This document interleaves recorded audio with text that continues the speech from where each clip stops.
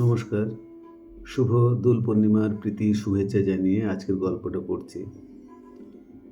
আমার মনে হয় আমাদের প্রত্যেকের জীবনে মার ভূমিকা সবচেয়ে বেশি, যেটাকে বলা যায় অপরিসীম।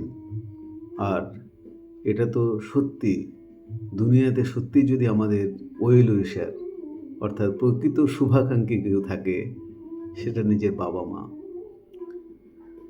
সেই বাবা মার প্রতি শ্রদ্ধা জ্ঞাপন করতে আজকের আমার এই নিবেদন। মা সকলে তাদের অনুভূতিকে আরও প্রকট করুক বাবা মার প্রতি, সেই উদ্দেশ্য নিয়েই লেখা আজকের এই গল্পটা। মা হারানোর ঠিক পরে পরে মা হারকিনটা জ্বালিয়ে দিচ্ছে। মা লণ্ঠনের টিপটিপে আলোটা নিভিয়ে প্রতিদিনের মতো। ঘুম ভাঙছে না আজ কিছুতেই, চোখের পাতা দুটো বারবার বুঝে আসছে। মা বসে আছে পাশে এক নাগাড়ে। হারকিনটার বাতিটা বাড়িয়ে ভোরে উঠে পড়লে বেশি মনে থাকে, এটা বেনিবাদু মাস্টার বারবার বলে। ভুলে যাস কেন কথাটা? এই জন্যই তো বলি এত দৌরাত্ম করিস না সারাদিন ধরে, শরীরটা তো ক্লান্ত হবেই। এবার ওঠ, অনেক ঘুম হয়েছে, 6 ঘন্টাটা কম নয়। আমি মাথা ঝাঁকিয়ে বলি, দাঁড়াও না মা, উঠে তো পড়েছি, চোখের পাতা দ্রুত খুলতে চাইছে না, আমি কি করব তাতে? মা এবার জলের এক ঝাপটা দেয় চোখে। আমি বিরক্ত হয়ে উঠি, কী করছোটা কি মা, বাচ্চার জান নেবে নাকি? মা বলে, জান দিচ্ছি না জান নিচ্ছি সেটা বড় হয়ে বুঝবি, যখন আমি থাকবো না বিশেষত। সত্যি কথাটা মনে পড়ে আজ। জীবনটা একটা আগোছালা বাগানের মতো, নিজেকে সেটা গুছিয়ে নিতে হয়, কেউ গোছাতে আসবে না তোর হয়ে। আমি মুখ বাড়িয়ে বলতাম, তাহলে তোমার জীবনটা, তোমার বাগানটা কী করে গুছিয়েছো মা? সারা দিন তো হেসেলেই কেটে তোমার জীবনটা কেটে গেল, এটা কি গোছানো বলে? বলো দেখি। পরীক্ষায় কত নম্বর পেলাম তা নিয়ে মা মাথা ঘামায় না। বেনিমাধব মাস্টার ভালো বললে ভালো, খারাপ বললে খারাপ। তাই বেনিমাধব বাবুকে পটিয়ে রাখতাম। বদ্যিদের আম গাছের পাকা সিঁদুরে আমটা বেনিমাধব মাস্টারকে তুলে দিতাম নিয়ে। উনি আমার আমের রস চুষতে চুষতে মাথা নাড়িয়ে বলতেন, ছেলেটা বাবা মার মতো হয়েছে। সকলে তো আর দিতে পারে না, থাকলেও যে দুহাত ভরে দিতে পারে সেই তো মহানে মহাবিশ্বে। মনে মনে মহান হওয়ার গর্ব অনুভব করতাম। লোকে কথায় বলে সঙ্গ দোষে শিলা ভাসে, আমারও তাই। গ্রামের ডানপিটে ছেলেদের সাথে মিশে আমিও ডানপুটে বনে গেছিলাম বেশ। এর গাছের আম, ওর গাছের নারকেল। একদিন সকালে পাড়ায় হট্টগোল বেঁধে গেল। কুন্ডি বুড়ির আতা গাছের গাছটাকে নাকি কে গোড়া থেকে কেটে দিয়েছে। ওরা সকলে আমার দিকে আঙুল তুলছে, যেহেতু কদিন আগে আমি কুন্ডি বুড়িকে বলেছিলাম ওই পাকা আতাটা আমাকে দাও, আমি খাবো। কুন্ডি বুড়ি না বলে দিয়েছে, বলে কিনা পঞ্চানন ঠাকুরকে ভোগ দেবে, মানত করে রেখেছে আগে থেকে। আমি মুখের উপর মুখ তুলে বলেছি, আমার থেকে তোমার ওই বড় হলো ওই পঞ্চানন ঠাকুর, কাঠের মূর্তি। এই জন্যই নাকি আমি মুখ্য আরোপী। এদিকে আমি ভেরি কনফিডেন্ট, বলেছি গাছ কেউ কাটে? আমি রাতে উঠে পড়াশোনা এই জন্য করি, গাছের মূল্য এ দুনিয়ায় অপরিসীম। মাকে অনেক কথা শুনতে হয়েছে এরপরেও। মাকে কুন্ডিবুড়ি এও বলেছে, সল্লি কী খেয়ে পেটে এরকম ছেলেকে ধরেছিস ভগবান জানে। প্রতিটি জিনিসের একটা লিমিট থাকে, তোর এই ছেলেটা সব লিমিট ছাড়িয়ে। বড়দি কোনো কথা শুনতে চায় না, সোজা কুকুর বাঁধার চেনটা করে সপাত সপাত লাগিয়ে দিল পিঠে। আমি সয়ে নিলাম, বড় দিদি বলে কথা, শৃঙ্খল জীবনই ভালো এই ভেবে। মেজদি বলল, ছেলে বলে দুষ্টুমি করবে না তো কে করবে? আর তাছাড়া আমার ভাই যে ও গাছটা কেটেছে তা কেউ দেখেছে?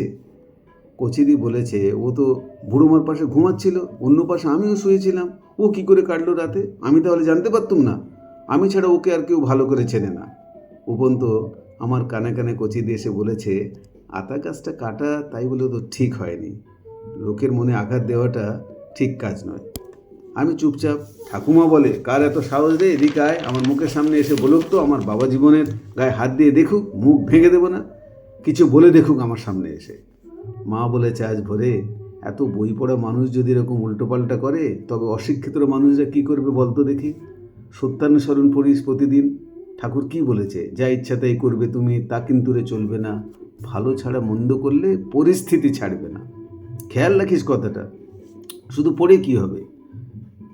সেদিনগুলো হঠাৎ করে একদিন পাল্টে গেল।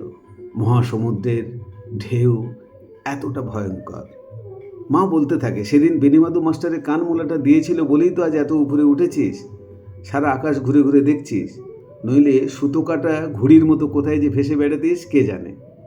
আমি বলি, মা ও কান মোলার চেয়ে তোমার রাত জেগে পাশে বসে থাকাটা মনে হয় অনেক কাজ দিয়েছে। মা বলেই তুমি বুঝি এমনটি শেখাতে পারো সকলের থেকে বেশি। আজ বড় হয়েছি বটে, তবে বাবা মা সে নিঃশর্ত সঙ্গটা হারিয়েছি অজান্তে, যেটা বুঝতে পারিনি তখন। দুপুরবেলা ভাই বোনে পালা করে বাবার গায়ে হাত পাকার হাওয়া দেওয়ার মধ্যেই ডিসিপ্লিনটা তো শিখেছিলাম ভোরে ভোরে। বাবা নিজেই বলেছিল, শৃঙ্খলায় জীবনকে সবচেয়ে শক্ত করে বেঁধে রাখে। ভোরবেলা উঠে হাত মুখ ধুয়ে মেডিটেশনে বসা, প্রার্থনা করা প্রতিদিন কি কাজে না দিয়েছে জীবনে। ঠাকুর বলেছে, নাম মানুষকে তীক্ষ্ণ করে, ধ্যান মানুষকে স্থির ও গ্রহণক্ষম করে। বাবা বলতো কথাটা প্রতিদিন ঠাকুরকে টেনে। বাবার এক ঝাঁকুনিতে কথার বাঁধন বাদ দিয়ে শিখেছিলাম বেশ। নানা কথা নানা দোষ, বুঝে সুঝে কথা কোষ। মা বলতো, আমাদের জীবনে যত দুঃখ তার বেশিরভাগটা নাকি আমাদের কথা বলার ধরনের মধ্যেই লুকিয়ে থাকে। আর বাবা বলতো, আমাদের জীবনের সাফল্যটা আমাদের ডেলি রুটিনের মধ্যেই লুকিয়ে থাকে, মানে আমরা প্রতিদিন কি করে কাটাই তার ভিতর দিয়ে।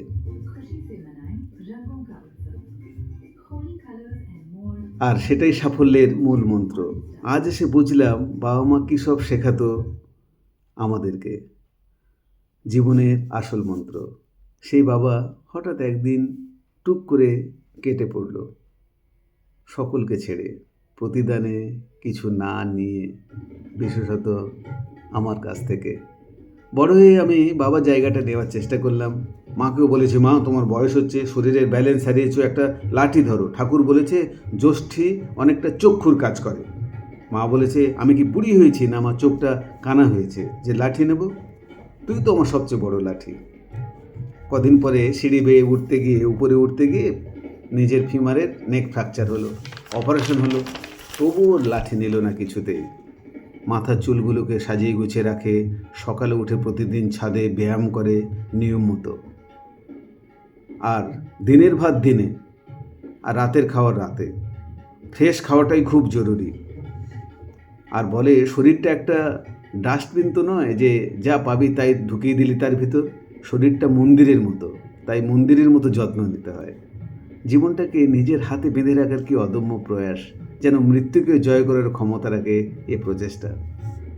এদিকে আমরা ছুটছি জীবনের পিছনে, আরও বড় হতে হবে, পৃথিবীর প্রতিটি কর্নারে পা রাখতে হবে, জগৎটা আমার মুঠোর মধ্যে থাকবে, আরও কত স্বপ্ন ছোঁয়ার তাগিদ। এদিকে মা পড়ে আছে দুনিয়ার এক কর্নারে, এক কোণ ঘেঁষে, আগের মতো। বছরে বড় যে 2-1 বার দেখা, আর মাঝে সাঝে ঘুরতে নিয়ে যাওয়া, এইটুকু।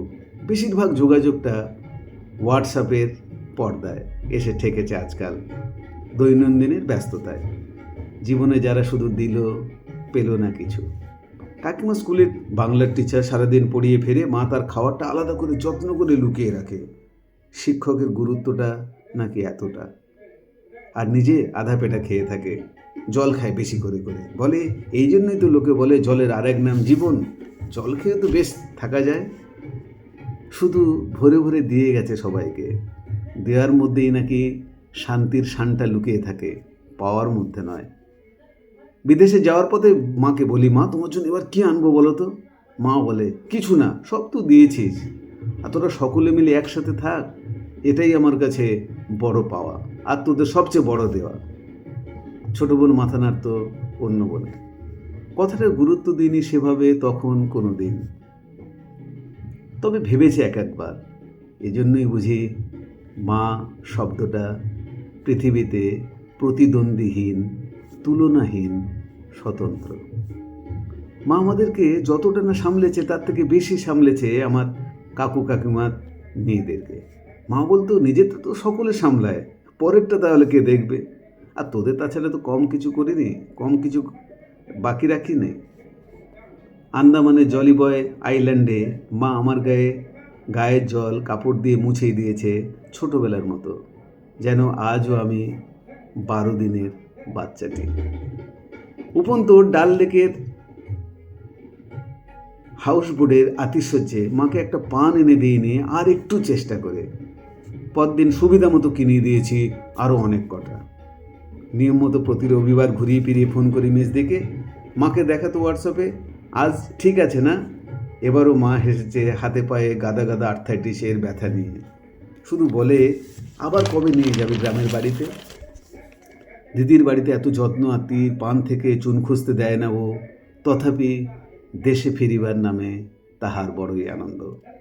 নিজের ভিটের প্রতি টানটা মনে হয় এমনই। এদিকে আমার দপ্তরে অসুস্থ মহিলাদের সাথে তার মেয়েদেরকে আসতে দেখি বারবার। একদিন মুখ ফসকে বেরিয়ে এলো হঠাৎ, এই যে লোকে ছেলে ছেলে করে এত এত অস্থির হয়, কিন্তু বাবা মার প্রতি আসল কর্তব্যটা তো মেয়েরাই করে। মনে মনে বলি, ধন্য জননী, ধন্য তোমার নারী সৃষ্টি। অনেক ইচ্ছে ছিল মাকে নিয়ে সবচেয়ে দামি হাওয়াই জাহাজে সামনের সিটে বসে ঘুরে বেড়াবো সারা আকাশ জুড়ে, দুনিয়াটাকে দেখব চোখ ভরে ভরে। দিনটাকে ধরতে না ধরতেই সেদিনটা এ জীবনের মতো অধরা হয়ে গেল। হঠাৎ একদিন মহাকালের নির্দয় স্রোতে কটা শব্দ কানে ভেসে এলো ওদিক থেকে।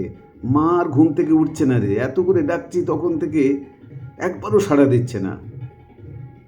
40,000 ফুট উপর দিয়ে উঠতে উঠতে হাঁ করে মহাশূন্যকে আজ দেখছিলাম এক নাগাড়ে, অবাক বিস্ময়ে তাই জাগে।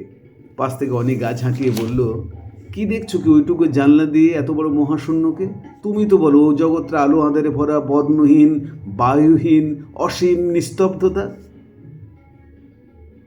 ও মা, আমি দেখি কি মা বাবুর দেয়া নীল পেড়ে সাদা শাড়িটা পরে একটানে হেঁটে চলেছে অন্যদিকে। মা মা, আমি বারবার বলে যাচ্ছি, মা হারকিনটা জেলে দাও, বড় অন্ধকার চারদিকে, আমি আমি কিছুই দেখতে পাচ্ছি না, জেলে দাও না মা।